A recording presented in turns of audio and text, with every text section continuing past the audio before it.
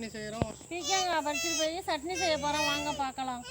வாங்க பீக்கங்காய் சட்னி செய்ய போகிறேன். பீக்கங்காய் சட்னி எப்படி செய்யலாம்னு பார்க்கலாம் வாங்க. இது பாருங்க, ஒரு 10 பட்டை மிளகா எடுத்து வச்சுருக்கேன். ஒரு நல்ல பெரிய பீக்கங்காய் ஒன்று, கொஞ்சோண்டு வெங்காயம், தக்காளி, கொஞ்சோண்டு பெருங்காயம் போட்டு எல்லாத்தையும் இப்போ வறுத்து எடுத்துக்குவோம்.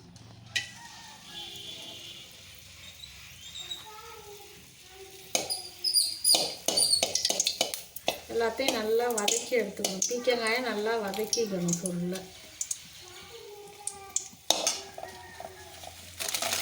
மிளகாயை வச்சுக்கணும்.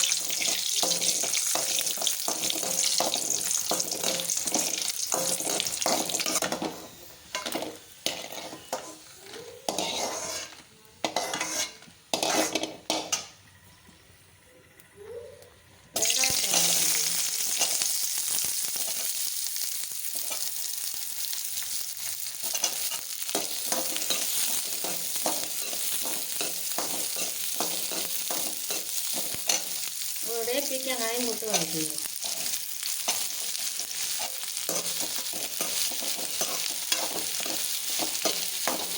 நல்லா கொஞ்சம் வதங்கி வந்த பிறகு தக்காளி அதையும் சேர்த்து வதக்கிடுவோம்.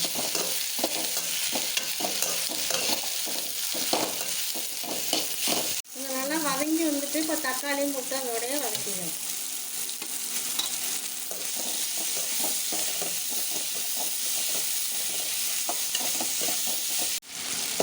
வதங்கி வந்துட்டு இந்த அளவுக்கு வதக்கிட்டா போதும். வதக்கிட்டு கொஞ்சம் ஆனதாக நம்ம வதக்குவோம்.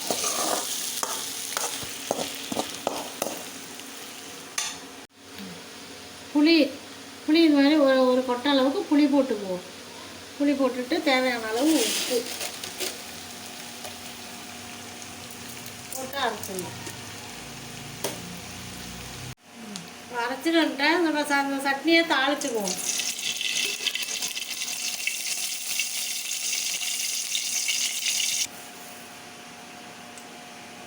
கொஞ்சோண்டு கடுகு, உளுத்தம்பருப்பு கொஞ்சம்,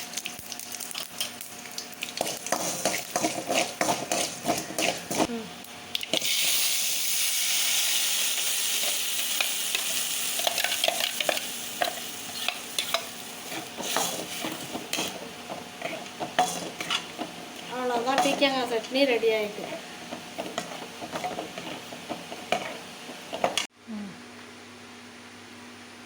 சாப்பிட்டு பார்த்துருவோம் எப்படி இருக்குன்னு.